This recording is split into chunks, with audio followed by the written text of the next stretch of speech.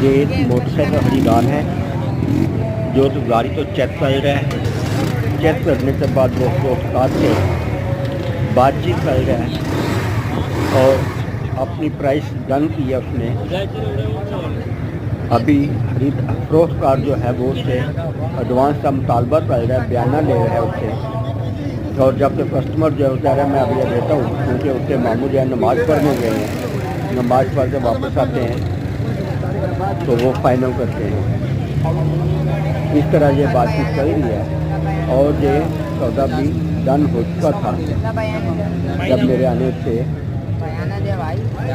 पहले उन्होंने खरीदारी मुकम्मल कर ली थी, डॉक्यूमेंट्स वगैरह चेक कर लिए थे और इस तरह ये सौदा ये खरीदारी ये बात यानी मुकम्मल हो गई।